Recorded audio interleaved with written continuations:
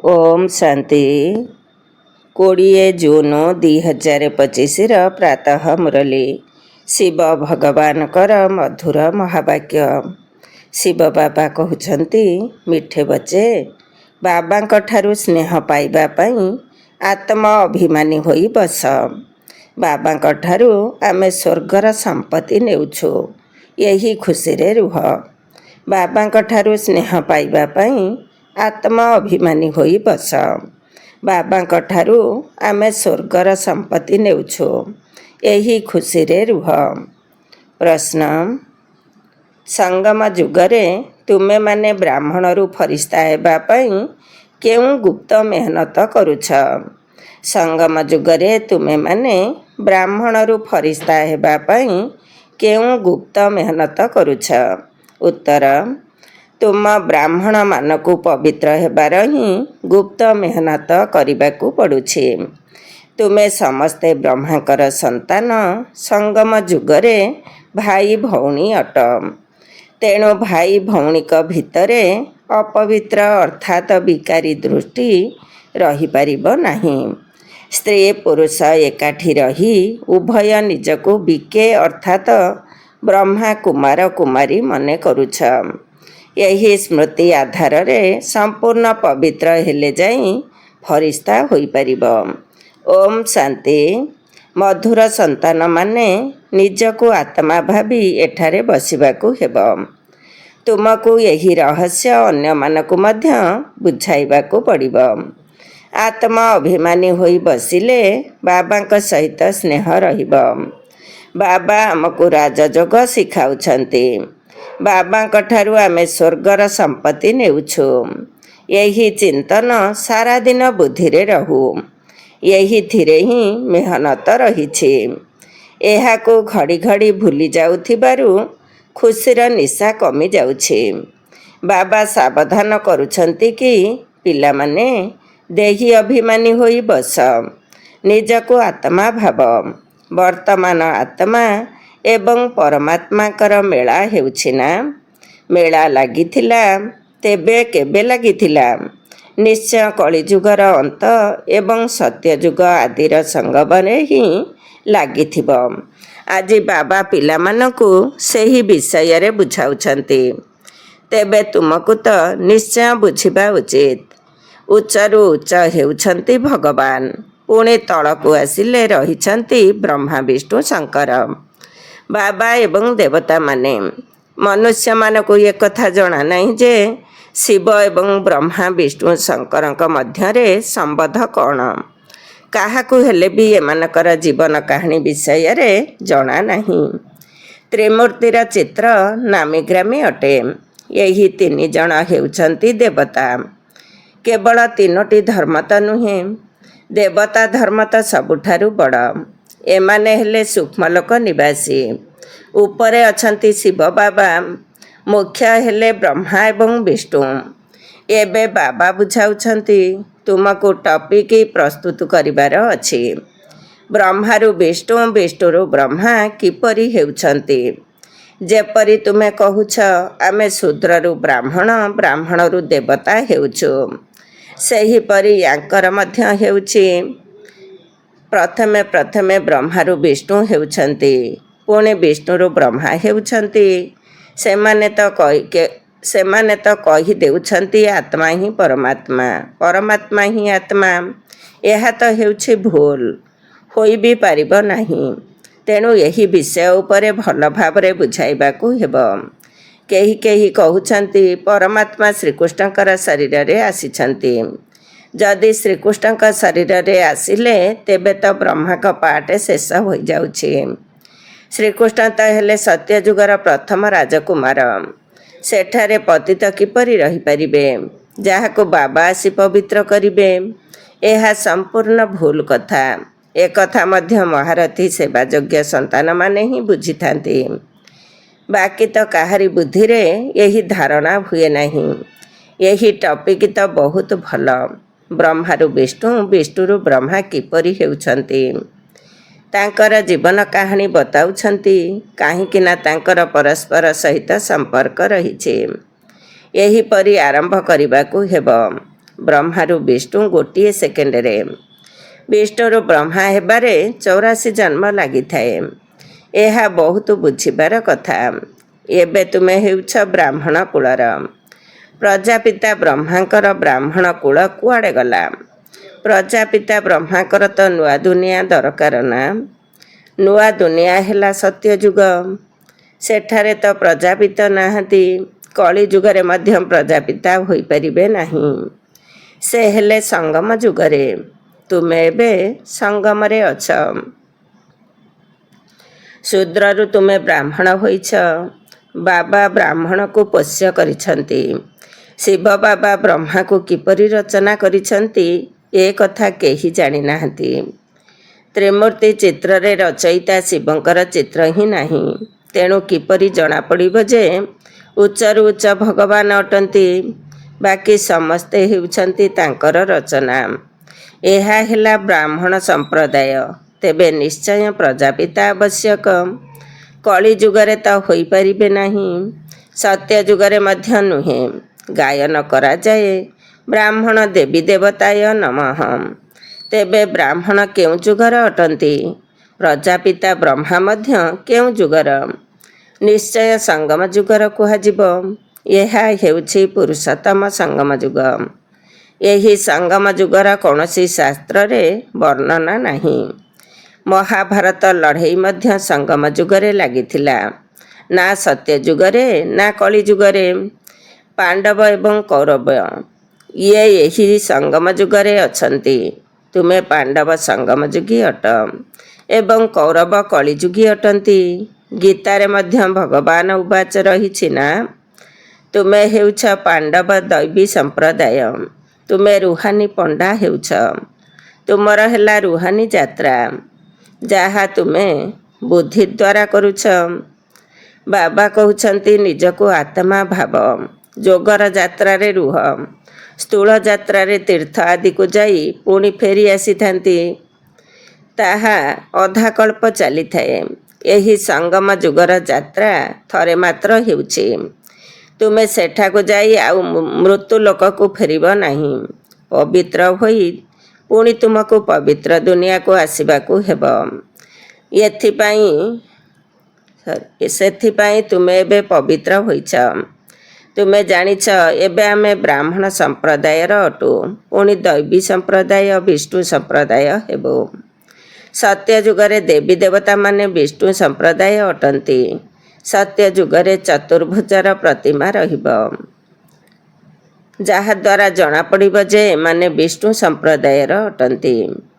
ଏଠାରେ ରାବଣର ପ୍ରତିମା ରହିଛି, ତେଣୁ ରାବଣ ସମ୍ପ୍ରଦାୟ ଅଟେ। ତେଣୁ ଏହି ଟପିକ୍ ରଖିଲେ ମନୁଷ୍ୟ ଆଶ୍ଚର୍ଯ୍ୟ ହେବେ। ଏବେ ତୁମେ ଦେବତା ହେବା ପାଇଁ ରାଜଯୋଗ ଶିଖୁଛ। ବ୍ରହ୍ମା ମୁଖବଂଶାବଳୀ ବ୍ରାହ୍ମଣ। ତୁମେ ଶୂଦ୍ରରୁ ବ୍ରାହ୍ମଣ ହୋଇଛ। ପୋଷ୍ୟ କରାଯାଇଛି। ବ୍ରାହ୍ମଣ ମଧ୍ୟ ଏହିଠାରେ ଅଛନ୍ତି। ପୁଣି ଦେବତା ମଧ୍ୟ ଏହିଠାରେ ହେବେ। ରାଜବଂଶ ଏହିଠାରେ ହିଁ ହୋଇଥାଏ। ରାଜତ୍ୱକୁ ଡିନାଏଷ୍ଟି କୁହାଯାଏ। ସତ୍ୟ ଯୁଗରେ ବିଷ୍ଣୁଙ୍କର ଡିନାଏଷ୍ଟି ରହିଛି। ବ୍ରାହ୍ମଣମାନଙ୍କର ଡିନାଏଷ୍ଟି କୁହାଯିବ ନାହିଁ। ଡିନାଏଷ୍ଟିରେ ରାଜତ୍ୱ ଚାଲିଥାଏ। ଜଣକ ପରେ ଦ୍ୱିତୀୟ, ପୁଣି ତୃତୀୟ। ଏବେ ତୁମେ ଜାଣୁଛ ଆମେ ହେଉଛୁ ବ୍ରାହ୍ମଣ କୁଳ ଭୂଷଣ। ପୁଣି ଦେବତା ହେଉଛୁ। ବ୍ରାହ୍ମଣରୁ ବିଷ୍ଣୁ କୂଳକୁ, ବିଷ୍ଣୁ କୂଳରୁ ଆସିଥାଉ କ୍ଷତ୍ରିୟ ଚନ୍ଦ୍ରବଂଶୀ କୂଳକୁ, ପୁଣି ବୈଶ୍ୟ ଏବଂ ଶୂଦ୍ର କୂଳକୁ ଆସୁଛୁ। ପୁଣି ବ୍ରାହ୍ମଣରୁ ଦେବତା ହେବୁ। ଅର୍ଥ କେତେ ସ୍ପଷ୍ଟ ଅଟେ। ଚିତ୍ରରେ କ'ଣ କ'ଣ ସବୁ ଦେଖାଉଛନ୍ତି। ଆମେ ବ୍ରାହ୍ମଣ ପୁଣି ବିଷ୍ଣୁପୁରୀର ମାଲିକ ହେଉଛୁ। ଏଥିରେ ଦ୍ୱନ୍ଦ୍ୱରେ ପଡ଼ିବାର ନାହିଁ। ବାବା ଯେଉଁ ରଚନା ଲେଖିବାକୁ ଦେଇଛନ୍ତି ତା ଉପରେ ପୁଣି ବିଚାର ସାଗର ମନ୍ଥନ କରିବା ଉଚିତ। କାହାକୁ କିପରି ବୁଝାଇବି, ଯାହାଦ୍ୱାରା ମନୁଷ୍ୟ ଆଶ୍ଚର୍ଯ୍ୟ ହେବେ ଯେ ୟାଙ୍କର ବୁଝାଇବା ବହୁତ ଭଲ। ଜ୍ଞାନ ସାଗରଙ୍କ ବିନା ଆଉ ତ କେହି ବୁଝାଇ ପାରିବେ ନାହିଁ। ବିଚାର ସାଗର ମନ୍ଥନ କରି ପୁଣି ବସି ଲେଖିବା ଉଚିତ। ତାପରେ ପୁଣି ପଢ଼ିଲେ ଖିଆଲରେ ଆସିବ। ଏହି ସବୁ ଶବ୍ଦ ଯୋଡ଼ିବା ଦରକାର। ବାବା ମଧ୍ୟ ପ୍ରଥମେ ପ୍ରଥମେ ମୁରଲି ଲେଖି ତୁମ ହାତରେ ଦେଇ ଦେଉଥିଲେ, ପୁଣି ଶୁଣାଉଥିଲେ। ଏଠାରେ ମଧୁବନରେ ତ ତୁମେ ନିଜ ଘରେ ବାବାଙ୍କ ସାଥିରେ ରହୁଛ, ଏବେ ତ ତୁମକୁ ବାହାରକୁ ଯାଇ ଶୁଣାଇବାକୁ ପଡ଼ୁଛି। ଏହି ଟପିକ୍ ବହୁତ ୱାଣ୍ଡରଫୁଲ୍। ବ୍ରହ୍ମାରୁ ବିଷ୍ଣୁ କିପରି ହେଲେ ଏହାକୁ କେହି ଜାଣିନାହାନ୍ତି। ବିଷ୍ଣୁଙ୍କ ନାଭିରୁ ବ୍ରହ୍ମାଙ୍କର ଉତ୍ପତ୍ତି ଦେଖାଉଛନ୍ତି, ଯେପରି ଗାନ୍ଧୀଙ୍କ ନାଭିରୁ ନେହେରୁ ଦେଖାଇଛନ୍ତି। କିନ୍ତୁ ଡିନାଏଷ୍ଟି ଅର୍ଥାତ୍ ରାଜବଂଶ ତ ଦରକାର ନା। ବ୍ରାହ୍ମଣ କୂଳରେ ରାଜତ୍ୱ ନାହିଁ। ବର୍ତ୍ତମାନ ବ୍ରାହ୍ମଣ ସମ୍ପ୍ରଦାୟରୁ ଦୈବୀ ସମ୍ପ୍ରଦାୟ ହେଉଛନ୍ତି, ପୁଣି ଚନ୍ଦ୍ରବଂଶୀ ଏବଂ ବୈଶ୍ୟବଂଶୀକୁ ଯିବେ। ଏହିପରି ପ୍ରତ୍ୟେକ ଡିନାଏଷ୍ଟି ଚାଲୁଛି ନା। ସତ୍ୟଯୁଗ ହେଉଛି ଭାଇସଲେସ୍ ବା ନିର୍ବିକାରୀ ଦୁନିଆ। କଳିଯୁଗ ହେଉଛି ବିଶେଷ ବା ବିକାରୀ ଦୁନିଆ। ଏହି ଦୁଇ ଅକ୍ଷର ମଧ୍ୟ କାହାରି ବୁଦ୍ଧିରେ ନାହିଁ। ନଚେତ ଏହା ନିଶ୍ଚୟ ବୁଦ୍ଧିରେ ରହିବା ଉଚିତ ଯେ ବିକାରୀରୁ ନିର୍ବିକାରୀ କିପରି ହେଉଛନ୍ତି। ମନୁଷ୍ୟ ନା ନିର୍ବିକାରୀଙ୍କୁ ଜାଣିଛନ୍ତି ନା ବିକାରୀକୁ ଜାଣିଛନ୍ତି। ତୁମକୁ ବୁଝାଯାଉଛି ଦେବତାମାନେ ନିର୍ବିକାରୀ ଅଟନ୍ତି। ଏପରି କେବେ ଶୁଣି ନଥିବ ଯେ ବ୍ରାହ୍ମଣ ନିର୍ବିକାରୀ ଅଟନ୍ତି। ନୂଆ ଦୁନିଆକୁ ନିର୍ବିକାରୀ ଦୁନିଆ ଆଉ ପୁରୁଣା ଦୁନିଆକୁ ବିକାରୀ ଦୁନିଆ କୁହାଯାଏ। ତେବେ ନିଶ୍ଚୟ ସଙ୍ଗମ ଯୁଗ ଦେଖାଇବାକୁ ପଡ଼ିବ। ଏହି ବିଷୟରେ କାହାକୁ ହେଲେ ଜଣା ନାହିଁ। ପୁରୁଷୋତ୍ତମ ମାସ ପାଳନ କରୁଛନ୍ତି ନା, ତାହା 3 ବର୍ଷ ପରେ ଗୋଟିଏ ମାସ ପାଳନ କରିଥାନ୍ତି। ସେହିଭଳି ତୁମର 5000 ବର୍ଷ ପରେ ଗୋଟିଏ ସଙ୍ଗମ ଯୁଗ ଆସୁଛି। ମନୁଷ୍ୟ ଆତ୍ମା ଏବଂ ପରମାତ୍ମାକୁ ଯଥାର୍ଥ ଭାବେ ଜାଣିନାହାନ୍ତି, କେବଳ କହିଦେଉଛନ୍ତି ଚମକୁଛି ଅଜବ ତାରକା। ଯେପରି ଦେଖାଇଥାନ୍ତି। ରାମକୃଷ୍ଣ ପରମହଂସଙ୍କର ଶିଷ୍ୟ ବିବେକାନନ୍ଦ କହୁଥିଲେ, ମୁଁ ଗୁରୁଙ୍କ ସମ୍ମୁଖରେ ବସିଥିଲି, ମୋତେ ଜ୍ୟୋତି ଦର୍ଶନ ହେଲା। ଗୁରୁଙ୍କର ମଧ୍ୟ ଧ୍ୟାନ ତ କରିଥାନ୍ତି ନା। ଏବେ ବାବା କହୁଛନ୍ତି ମୋତେ ମନେ ପକାଅ। ଧ୍ୟାନର ତ କିଛି କଥା ନାହିଁ। ଗୁରୁ ତ ମନେ ହିଁ ଅଛନ୍ତି। କେବଳ ବସିକରି ମନେ ପକାଇବା ଦ୍ୱାରା କ'ଣ ସ୍ମୃତିରେ ଆସିବେ? ତାଙ୍କର ଗୁରୁଙ୍କ ପ୍ରତି ଭାବନା ଥିଲା ଯେ ଇଏ ଭଗବାନ ଅଟନ୍ତି। ତେଣୁ ଦେଖିଲେ ଯେ ତାଙ୍କ ଆତ୍ମା ବାହାରି ମୋଠାରେ ଲୀନ ହୋଇଗଲେ। ତାଙ୍କର ଆତ୍ମା ଯାଇ କେଉଁଠି ବସିଲା, କ'ଣ ହେଲା, କିଛି ହେଲେ ବର୍ଣ୍ଣନା ନାହିଁ। ବାସ୍ ଖୁସି ହୋଇଗଲେ ଯେ ମୋତେ ଭଗବାନଙ୍କର ସାକ୍ଷାତକାର ହେଲା। ଭଗବାନ କ'ଣ ଏକଥା ଜାଣିନାହାନ୍ତି। ବାବା କହୁଛନ୍ତି ସିଢ଼ିର ଚିତ୍ର ଉପରେ ତୁମେ ବୁଝାଅ। ଏହା ହେଉଛି ଭକ୍ତି ମାର୍ଗ। ତୁମେ ଜାଣିଛ, ଗୋଟିଏ ହେଉଛି ଭକ୍ତିର ଡଙ୍ଗା, ଅନ୍ୟଟି ହେଉଛି ଜ୍ଞାନର ଡଙ୍ଗା। ଜ୍ଞାନ ଅଲଗା, ଭକ୍ତି ଅଲଗା। ବାବା କହୁଛନ୍ତି ମୁଁ ତୁମକୁ କଳ୍ପ ପୂର୍ବରୁ ଜ୍ଞାନ ଦେଇଥିଲି, ବିଶ୍ୱର ମାଲିକ କରାଇଥିଲି। ଏବେ ତୁମେ କେଉଁଠି ଅଛ? ତୁମ ସନ୍ତାନମାନଙ୍କର ବୁଦ୍ଧିରେ ସାରା ଜ୍ଞାନ ଅଛି। କିପରି ଅନ୍ୟ ଧର୍ମ ସବୁ ଆସୁଛି, କିପରି ବୃକ୍ଷ ବଢ଼ୁଛି। ଯେପରି ଫୁଲ ତୋଡ଼ା ହୋଇଥାଏ ନା, ଏହି ସୃଷ୍ଟିରୂପୀ ବୃକ୍ଷ ମଧ୍ୟ ଫୁଲଦାନୀ ଅଟେ। ମଝିରେ ତୁମର ଧର୍ମ, ପୁଣି ଏହି ଧର୍ମରୁ ଆହୁରି 3ଟି ଧର୍ମ ବାହାରୁଛି, ପୁଣି ଏଥିରୁ ବୃଦ୍ଧି ହୋଇ ଚାଲିଥାଏ। ତେଣୁ ଏହି ବୃକ୍ଷକୁ ମଧ୍ୟ ମନେ ପକାଇବାକୁ ହେବ। କେତେ ଶାଖା ପ୍ରଶାଖା ଆଦି ବାହାରି ଚାଲିଛି। ପଛରେ ଯେଉଁମାନେ ଆସୁଛନ୍ତି ସେମାନଙ୍କର ମାନ ମଧ୍ୟ ଅଧିକ ହେଉଛି। ବରଗଛର ଉଦାହରଣ ଦିଆଯାଉଛି ନା, ତାର ମୂଳ ନାହିଁ, ବାକି ପୁରା ଗଛ ଛିଡ଼ା ହୋଇଛି। ଦେବୀ ଦେବତା ଧର୍ମ ମଧ୍ୟ ଲୋପ ହୋଇଯାଇଛି, ବିଲକୁଲ ସଢ଼ିଯାଇଛି। ଭାରତବାସୀ ନିଜର ଧର୍ମକୁ ବିଲକୁଲ ଜାଣିନାହାନ୍ତି। ଆଉ ସମସ୍ତେ ନିଜର ଧର୍ମକୁ ଜାଣିଛନ୍ତି। ଏକଥା କହୁଛନ୍ତି ଯେ ଆମେ ଧର୍ମକୁ ମାନୁନାହୁଁ। ମୁଖ୍ୟ ହେଉଛି 4ଟି ଧର୍ମ, ବାକି ଛୋଟ ଛୋଟ ଧର୍ମ ତ ଅନେକ ଅଛନ୍ତି। ଏହି ବୃକ୍ଷ ଏବଂ ସୃଷ୍ଟିଚକ୍ରକୁ ତୁମେ ଏବେ ଜାଣୁଛ। ଦେବୀ ଦେବତା ଧର୍ମର ନାମ ହିଁ ଭୁଲି ଯାଇଛନ୍ତି। ପୁନର୍ବାର ବାବା ତାହାର ସ୍ଥାପନ କରି ବାକି ଅନ୍ୟ ସବୁ ଧର୍ମଗୁଡ଼ିକୁ ବିନାଶ କରି ଦେଉଛନ୍ତି। ସୃଷ୍ଟିଚକ୍ରର ଚିତ୍ର ସମ୍ବନ୍ଧରେ ବୁଝାଇବା ଉଚିତ। ଏହା ସତ୍ୟଯୁଗ, ଏହା କଳିଯୁଗ। କଳିଯୁଗରେ ଅନେକ ଧର୍ମ ରହିଛି, ଆଉ ସତ୍ୟଯୁଗରେ ଗୋଟିଏ ଧର୍ମ। ଗୋଟିଏ ଧର୍ମର ସ୍ଥାପନା, ଅନେକ ଧର୍ମର ବିନାଶ କିଏ କରାଉଥିବେ? ଭଗବାନ ମଧ୍ୟ ନିଶ୍ଚୟ କାହା ଦ୍ୱାରା ତ କରାଇବେ ନା। ବାବା କହୁଛନ୍ତି ବ୍ରହ୍ମା ଦ୍ୱାରା ଆଦି ସନାତନ ଦେବୀ ଦେବତା ଧର୍ମର ସ୍ଥାପନା କରାଉଛି। ବ୍ରାହ୍ମଣମାନେ ହିଁ ବିଷ୍ଣୁପୁରୀର ଦେବତା ହେଉଛନ୍ତି। ଏହି ସଙ୍ଗମରେ ତୁମ ବ୍ରାହ୍ମଣମାନଙ୍କୁ ପବିତ୍ର ହେବା ପାଇଁ ଗୁପ୍ତ ମେହନତ କରିବାକୁ ପଡ଼ୁଛି। ତୁମେ ବ୍ରହ୍ମାଙ୍କର ସନ୍ତାନ। ସଙ୍ଗମରେ ଭାଇ ଭଉଣୀ ହେଉଛ। ଭାଇ ଭଉଣୀଙ୍କ ଭିତରେ ବିକାରୀ ଦୃଷ୍ଟି ରହିପାରିବ ନାହିଁ। ସ୍ତ୍ରୀ ପୁରୁଷ ଉଭୟ ନିଜକୁ ବିକେ, ଅର୍ଥାତ୍ ବ୍ରହ୍ମା କୁମାର କୁମାରୀ ମନେ କରୁଛନ୍ତି। ଏହିଥିରେ ବହୁତ ମେହନତ ରହିଛି। ସ୍ତ୍ରୀ ପୁରୁଷଙ୍କର ଆକର୍ଷଣ ଏପରି ଯେ ବାସ୍ ହାତ ଲଗାଇବା ବିନା ରହିପାରିବେ ନାହିଁ। ଏଠାରେ ଭାଇ ଭଉଣୀକୁ ହାତ ତ ଲଗାଇ ପାରିବ ନାହିଁ, ନଚେତ୍ ପାପର ଭାବନା ଆସିଥାଏ। ଆମେ ବ୍ରହ୍ମା କୁମାର କୁମାରୀ ଏକଥା ଭୁଲି ଯାଉଥିବା କାରଣରୁ ଏକଦମ ତଳକୁ ଖସି ଯାଉଛନ୍ତି। ଏଥିରେ ବହୁତ ଗୁପ୍ତ ମେହନତ ରହିଛି। ଯଦିଓ ଯୁଗଳ ହୋଇ ରହୁଛନ୍ତି, କିନ୍ତୁ କାହାକୁ କ'ଣ ଜଣା? ସେ ନିଜେ ଜାଣିଛନ୍ତି ଆମେ ବିକେ ଅଟୁ, ଫରିସ୍ତା ଅଟୁ।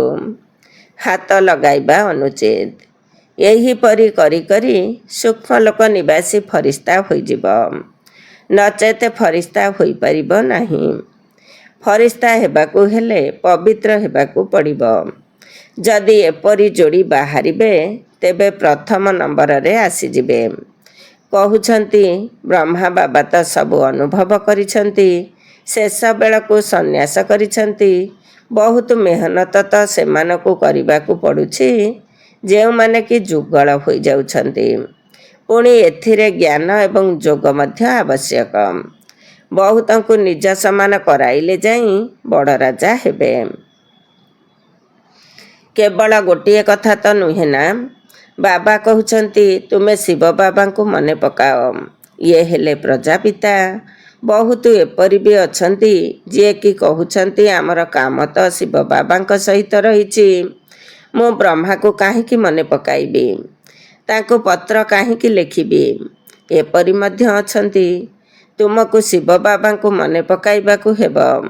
ସେଥିପାଇଁ ବ୍ରହ୍ମା ବାବା ତାଙ୍କ ନିଜ ଫଟୋ ଆଦି ମଧ୍ୟ ଦିଅନ୍ତି ନାହିଁ। ୟାଙ୍କ ଶରୀରରେ ଶିବ ବାବା ଆସୁଛନ୍ତି। ଇଏ ତ ଦେହଧାରୀ ଅଟନ୍ତି ନା। ଏବେ ତ ତୁମମାନଙ୍କୁ ବାବାଙ୍କ ଠାରୁ ବର୍ଷା ମିଳୁଛି। ଗୁରୁ ଗୋସାଇଁମାନେ ନିଜକୁ ଈଶ୍ୱର କହୁଛନ୍ତି, ପୁଣି ତାଙ୍କଠାରୁ କ'ଣ ମିଳୁଛି? କେତେ କ୍ଷତି ହେଉଛି ଭାରତବାସୀଙ୍କର। ଭାରତବାସୀ ଏକଦମ ଦେବାଳିଆ ହୋଇଯାଇଛନ୍ତି। ପ୍ରଜାମାନଙ୍କ ଠାରୁ ଭିକ ମାଗି ଚାଲୁଛନ୍ତି। 10-20 ବର୍ଷ ପାଇଁ ଲୋନ୍ ନେଉଛନ୍ତି, ପୁଣି ଆଉ ଫେରାଇ ପାରିବେ ନାହିଁ। ଗ୍ରହୀତା ଏବଂ ଦାତା ଉଭୟ ବିନାଶ ହୋଇଯିବେ। ଖେଳ ହିଁ ଶେଷ ହୋଇଯିବ। ଅନେକ ବିପଦ ମୁଣ୍ଡ ଉପରେ ରହିଛି। ଦେବାଳିଆ ହେବ, ବେମାରୀ ଆଦି ବହୁତ କିଛି ହେବାର ଅଛି।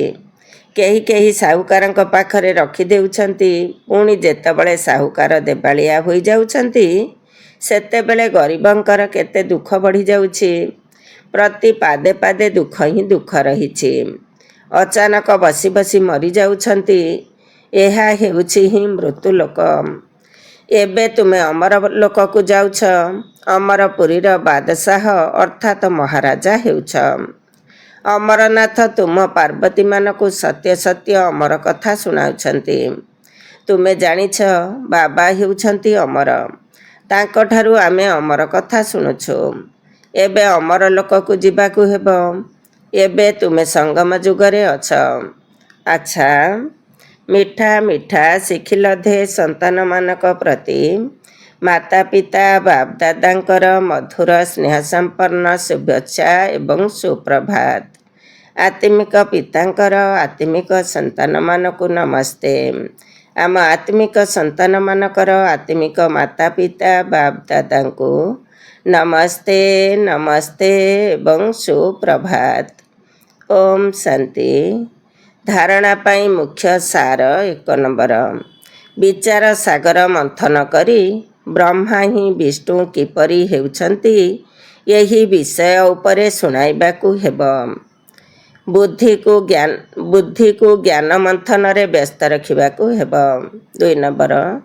ରାଜପଦ ପ୍ରାପ୍ତ କରିବା ପାଇଁ ଜ୍ଞାନ ଏବଂ ଯୋଗ ସହିତ ଅନ୍ୟମାନଙ୍କୁ ନିଜ ସମାନ କରିବାର ସେବା ମଧ୍ୟ କରିବାକୁ ହେବ। ନିଜର ଦୃଷ୍ଟିକୁ ବହୁତ ଶୁଦ୍ଧ ପବିତ୍ର କରିବାକୁ ହେବ। ଆଜିର ବରଦାନ। ଏକମାତ୍ର ବାବାଙ୍କ ଠାରୁ ସର୍ବ ସମ୍ବନ୍ଧର ଅନୁଭବ କରୁଥିବା ଅଥକ ଏବଂ ବିଘ୍ନ ବିନାଶକ ଭବ। ଏକମାତ୍ର ବାବାଙ୍କ ଠାରୁ ସର୍ବ ସମ୍ବନ୍ଧର ଅନୁଭବ କରୁଥିବା ଅଥକ ଏବଂ ବିଘ୍ନ ବିନାଶକ ଭବ। ଡିଟେଲ୍ସ। ଯେଉଁ ପିଲାମାନଙ୍କର ସର୍ବସମ୍ବନ୍ଧ ଏକମାତ୍ର ବାବାଙ୍କ ସହିତ ରହିଛି ସେମାନଙ୍କୁ ଅନ୍ୟ ସବୁ ସମ୍ବନ୍ଧ ନିମିତ୍ତ ମାତ୍ର ଅନୁଭବ ହେଉଥିବ। ସେମାନେ ସର୍ବଦା ଖୁସିରେ ନାଚିବା ବାଲା ହୋଇଥିବେ। କେବେ ବି କ୍ଳାନ୍ତ ହେବାର ଅନୁଭବ କରୁନଥିବେ, ଅର୍ଥାତ୍ ଅକ୍ଳାନ୍ତ ସେବାଧାରୀ ହୋଇଥିବେ। କେବଳ ବାବା ଏବଂ ସେବା ଏହି ଲଗନରେ ମଗନ ରହୁଥିବେ। ବିଘ୍ନ ଦ୍ୱାରା ଅଟକି ଯିବା ପରିବର୍ତ୍ତେ ବିଘ୍ନ ବିନାଶକ ହୋଇଥିବେ। ସେମାନଙ୍କୁ ସର୍ବସମ୍ବନ୍ଧର ଅନୁଭୂତି ଏକମାତ୍ର ବାବାଙ୍କ ଠାରୁ ହେଉଥିବା କାରଣରୁ ସେମାନେ ସର୍ବଦା ଡବଲ ଲାଇଟ୍ ସ୍ଥିତିରେ ରହୁଥିବେ। କୌଣସି ବୋଝର ଅନୁଭବ ହେବ ନାହିଁ। ସେମାନଙ୍କର ସମସ୍ତ ଅଭିଯୋଗ ସମାପ୍ତ ହୋଇଯିବ। ସମ୍ପୂର୍ଣ୍ଣ ସ୍ଥିତିର ଅନୁଭୂତି ହେବ ଏବଂ ସେମାନେ ସହଯୋଗୀ ହୋଇଥିବେ। ଆଜିର ସ୍ଲୋଗାନ। ସଂକଳ୍ପରେ ମଧ୍ୟ କୌଣସି ଦେହଧାରୀ ପ୍ରତି ଆକର୍ଷିତ ହେବା ଅର୍ଥ ବିଶ୍ୱାସଘାତକ ହେବା। ସଂକଳ୍ପରେ ମଧ୍ୟ କୌଣସି ଦେହଧାରୀ ପ୍ରତି ଆକର୍ଷିତ ହେବା ଅର୍ଥ ବିଶ୍ୱାସଘାତକ ହେବା। ଓମ୍ ଶାନ୍ତି। ଆଜିର ଅବ୍ୟକ୍ତ ଇଶାରା। ଆତ୍ମିକ ସ୍ଥିତିରେ ରହିବାର ଅଭ୍ୟାସ କର ଏବଂ ଅନ୍ତର୍ମୁଖୀ ହୁଅ। ଯେପରି ଅନ୍ତରୀକ୍ଷ ଯାନରେ ବସିଥିବା ଯାତ୍ରୀମାନେ ଉଚ୍ଚରେ ଥିବା କାରଣରୁ ସାରା ପୃଥିବୀର ଯେଉଁ ସ୍ଥାନର ଫଟୋ ଉଠାଇବାକୁ ଚାହିଁବେ ଉଠାଇ ପାରିବେ, ସେହିପରି ଶାନ୍ତିର ଶକ୍ତି ଆଧାରରେ ଅନ୍ତର୍ମୁଖୀ ଯାନ ଦ୍ୱାରା ମାନସିକ ଶକ୍ତି ଦ୍ୱାରା ଯେକୌଣସି ଆତ୍ମାକୁ ଚରିତ୍ରବାନ ହେବାର ବା ଶ୍ରେଷ୍ଠ ଆତ୍ମା ହେବାର ପ୍ରେରଣା ଦେଇପାରିବ। ଓମ୍ ଶାନ୍ତି।